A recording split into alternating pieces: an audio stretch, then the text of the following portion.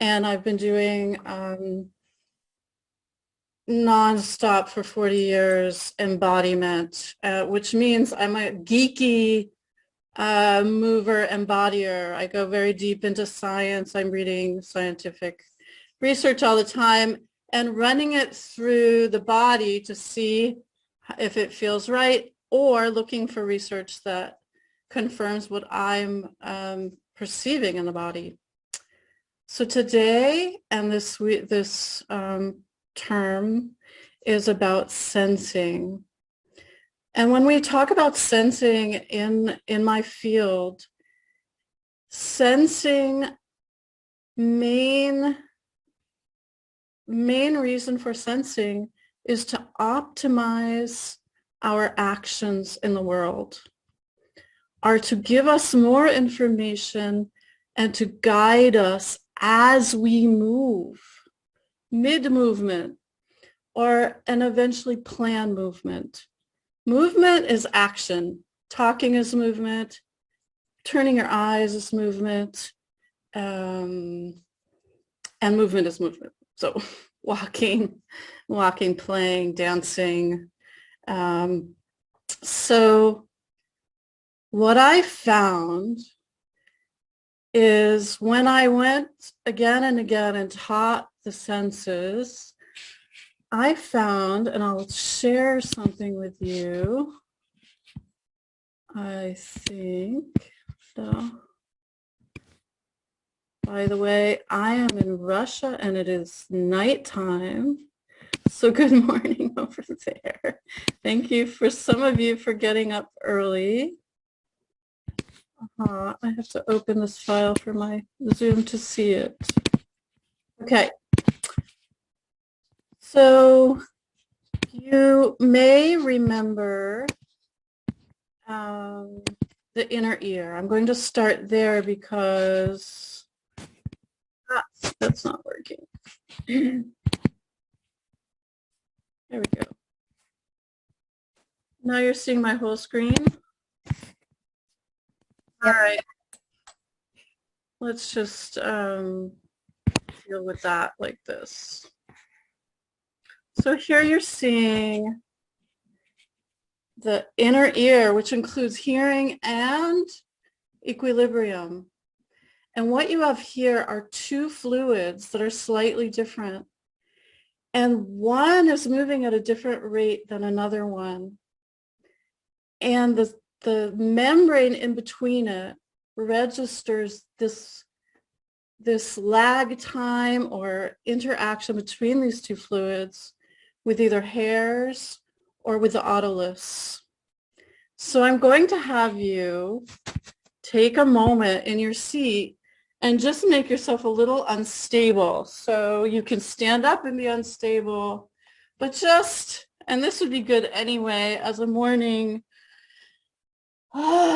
arrival, is to find a little instability, even enough so that you catch yourself. And these three semicircular canals have fluid rushing through them. And this is happening on three different levels. And so you can register and know if you're sitting straight, walking straight. You can recover when you step sideways. And so for a moment, just give yourself even maybe a step. Dare to step away from your chair just for a moment, or at least, yeah, so recover. So step and recover. So what's happening is this whoosh of fluid in different directions in your inner ear, and each in a slightly different way. So we take, this is one place we take the ocean in. The ocean is inside our sensory organ, and it is using the ocean, directing its flow and measuring it as we move. The thing about the ability for us to know where we are in space, proprioceptively in our joints or muscles, but also in this inner ear, actually means that we're always in motion. It is a farce to think that we are ever still. We are actually constantly adapting, which if you see me do this right now, I'm exaggerating what we're doing and hopefully what we allow ourselves to do more in order to be part of our original oceanic home. We once were seaweed. We once were fish. We once were small plankton in our evolutionary background. And the Western world has unfortunately pretends that we can sit still, but the stillness is still negotiating here in our inner ear with this salty water. So I'll show you, I'm still sharing. Okay, so we'll go to the next, I'm looking at you for a moment, so I'm seeing what you're doing. So this is a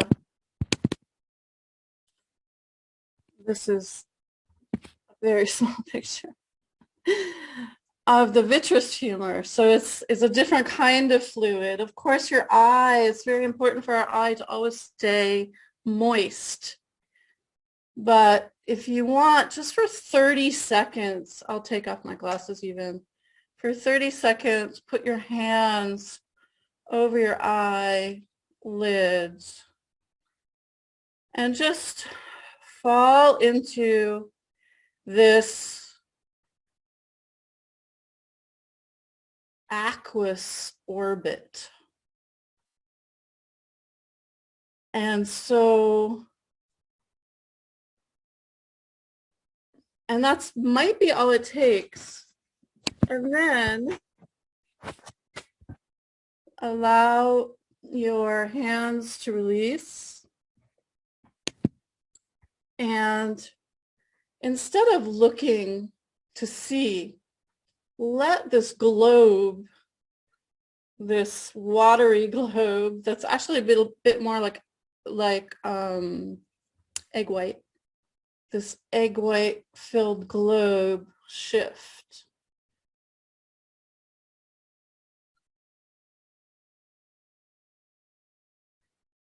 Does it change your tempo? Does it change?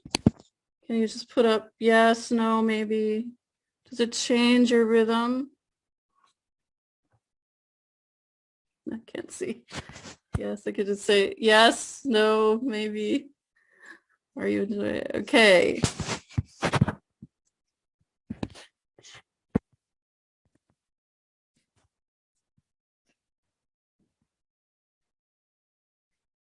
Show you a bluer version of this.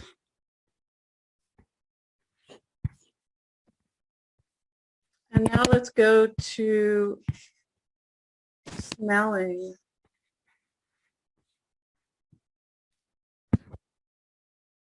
So what happens in smelling as you are floating through the water? So smell was developed also in the ocean. Fish had it first. And it was these were the first nerves that inspired the brain. They were the nerves that this olfactory bulb was the first brain. And so it was in water. And so fish are always moving and they're smelling, interestingly enough, through water. And so inside our nose, we mimic that with a film of mucus that can't be too thick, lest we lose our smell. And it can't, but it has to stay moist because we need that film for the etheric oils to be captured and to enter us and for us to perceive it. You also need to breathe back and up into your sinuses.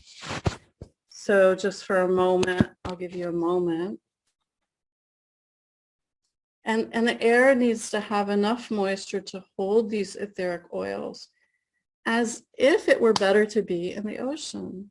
So just for a moment, breathe in and know that way in the back of your sinuses are these hairs that grow daily new.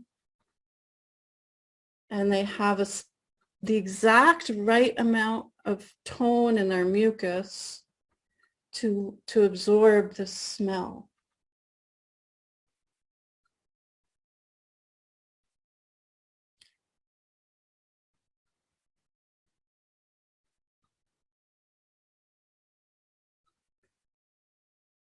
So just forgetting this screen film for a moment. Let yourself be three-dimensional. I'm going to watch time. We're not going to lose the world, but just let yourself feel the back of your eyes, the back of your eyes. Let yourself remember that sitting is not the most natural way for us to move and orient. So let yourself drift, maybe drift. Let your cells drift, let your body drift.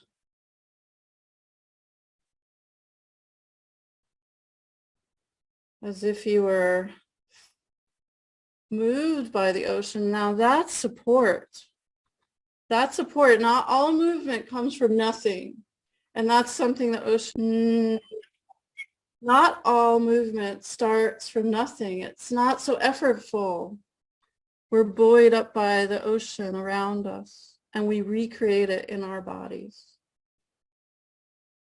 So your seeing is supported by this ocean. Your hearing, which I didn't even talk about, this beautiful spiral. It has the same double membrane system, two fluids that communicate through a membrane, and gorgeously laid out hairs. So you have support from the ocean that your body has maintained in the anatomy and allows you. So right now I'm pushing this oceanic memory in you, your evolutionary memory. The fact that things are three-dimensional and in water, even up and down. So now we're in gravity. So we're limiting ourselves more and more, but our anatomy is free. Even the joints and the body are free in all directions, more than we think of.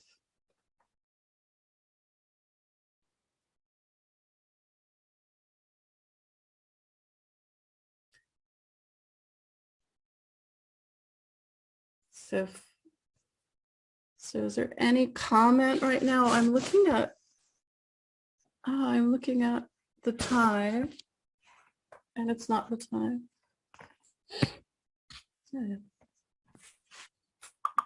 So you're time. You have 2 minutes. You're doing great. Great. So I'd love some comments. You can either type, or you can also just expand this into your cells. So each cell in your body, trillions of cells, has the memory of the ocean in it, in its cytoplasm. And it has everything that it's learned, the brain, the membrane of the cell has learned to negotiate and use this cellular fluid, extracellular fluid, this transitional fluid to maintain your life and to grow your life.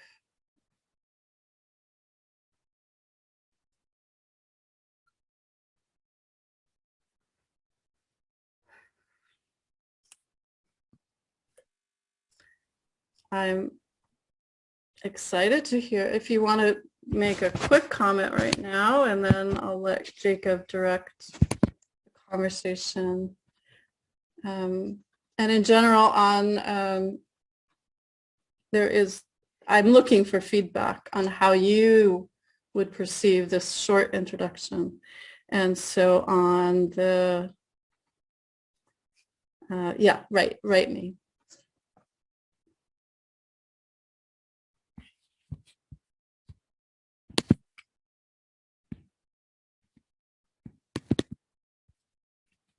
I want to do this every morning.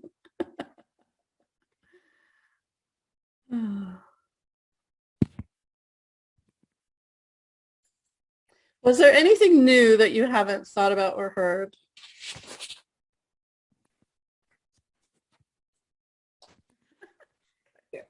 Should we talk or should we just type? We can talk. I don't know what your... I nominate that Danielle talks. Okay, it's a nomination. Yeah, I mean, I actually really enjoyed this for a few different reasons. One is I always feel like I need somebody else to tell me to get into the moment. I'm never good at doing it myself.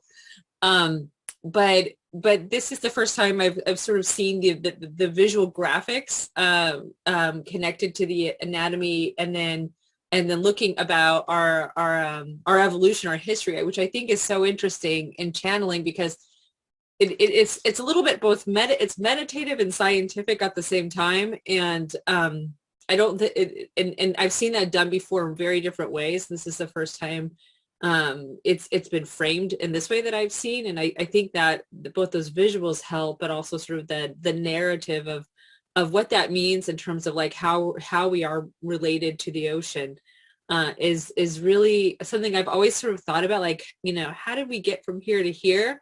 And it's really hard to sensorially connect that.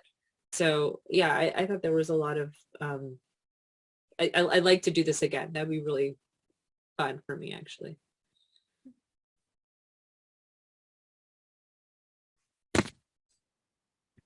Dana's leading us in somatic exercise every morning for eternity. That's what I do. I'm reading Daniel Cohn's question, and this is the interesting question. Like, it makes me humble to remember that we belong to the ocean and that we're still inspired by the ocean, that we actually needed to architecturally create our senses in a way that still mimicked the ocean. I've never heard anyone else say this, but I experienced that when I again and again teach these senses.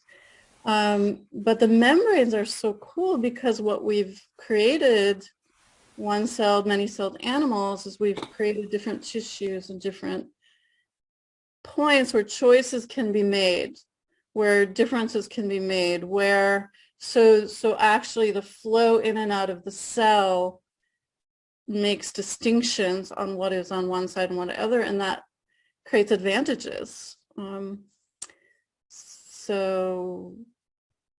yet the membranes themselves disappear into the cell and out again. It's constantly renewing itself. So they say fascia is a fluid also, so it's both a part of the membrane, but it's also a fluid. So it's all moving. We need to move to sense or to make best use.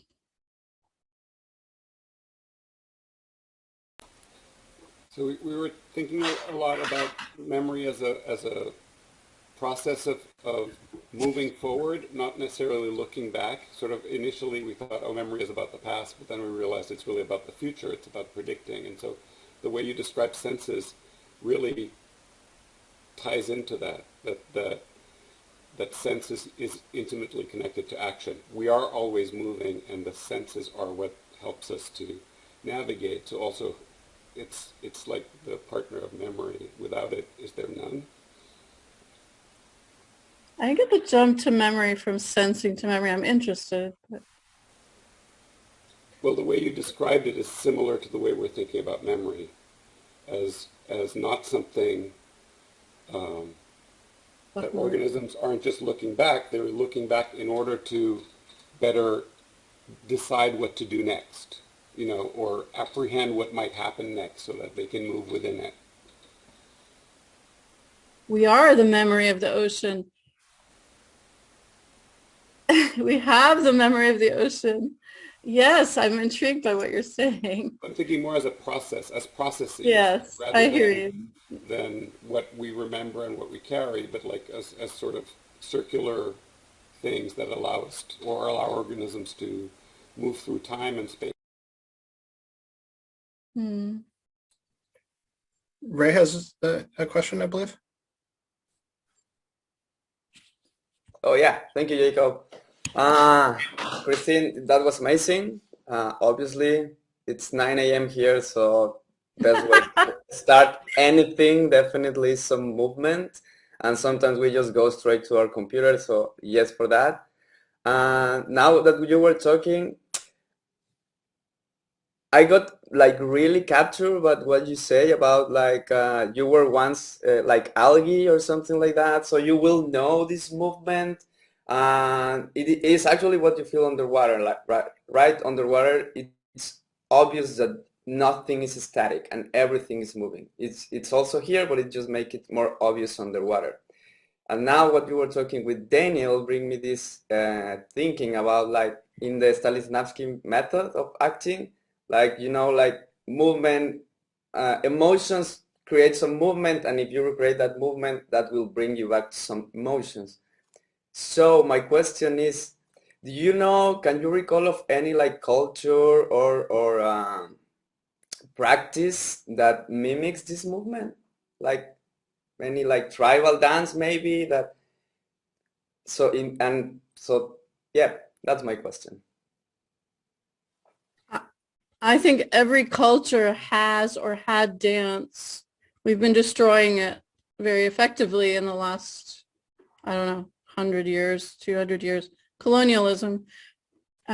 Before that, they're always group movements. So when you're moving in a group, you're moving either, I think my friend told a story of traveling through different villages at the millet harvest in the mountains, and they would go help each other out, and they each had their movements and their songs. And so I don't know, I feel really sad about losing this collective movement, repetitive singing, moving. Yeah. Rhythm itself maybe is like a membrane. It chooses when to let something in and not. So it's flow or not.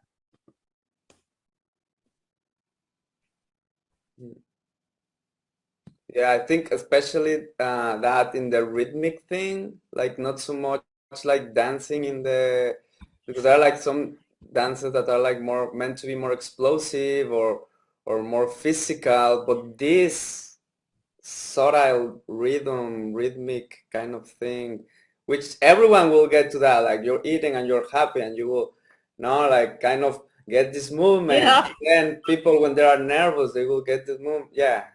The whole soccer arenas start doing this, right? Hey, oh. I do believe that the evolution of everything that came before us is in us somewhere to be embodied. That's my work, to have access to it.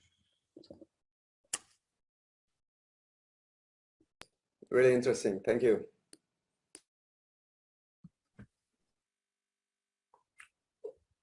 Lisa and Anya both have comments in the chat. Oh, Jody has her hand up. All right, Yeah. If I may, go ahead. thank you so much, Christine, for that amazing perspective, bringing us so aware of the ocean in us.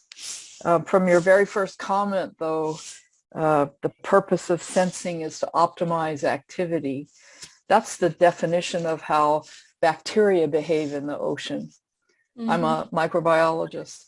So the whole time you were talking to us about our bodies in the ocean, I'm in my bacterial body in the ocean and sensing the ocean, just a single cell with its membrane being the interface with the whole ocean.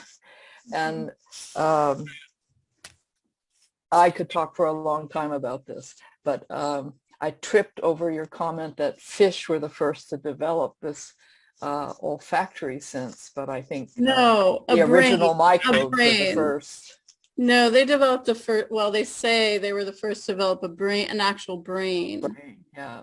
But all cells perceive in many ways, electric movement, chemical, what were you just saying? Yeah. The microbiologist, do you think that things move because of purpose, or because of play or curiosity, or just movement? Because They move to optimize their activity. They do optimize. Absolutely. And yet they move all the time. They're like, if you record their movement, they're moving all the time. No. A bacterium can be perfectly still until it receives a signal to move. It receives some chemical signal that, with receptors on its membrane, it receives those signals that tell it there's something out there to go towards. So then it starts swimming. It won't expend energy until there's something to spend that energy on. So it will swim towards. It floats. Yes. Mm-hmm. And that's just the swimming bacteria. Some bacteria will go their whole lives. They just don't have a mechanism to swim. They just float. The thing when I look at one-celled animals, they still change their shape slightly. So there's a electrical rhythm going around, so that if you look close, their membranes are moving, are dancing, or. But I don't know. You know more about microbiology. Well, I think you're referring to what we call the eukaryotic single-celled organism, which has internal compartments that are more structured, and then that's surrounded by this fluid cytoplasm. So it has the opportunity for the flexing and motion, you say. But even the more simple organism like a bacterium, which has no internal structure, it's at fluid equilibrium with its environment. It's sensing its environment quite exquisitely. All right, well, that's an excellent point to transition to breakout rooms. We've got discussion heating up over in the chat window, so I think this is a great time for us to move into smaller groups and keep talking.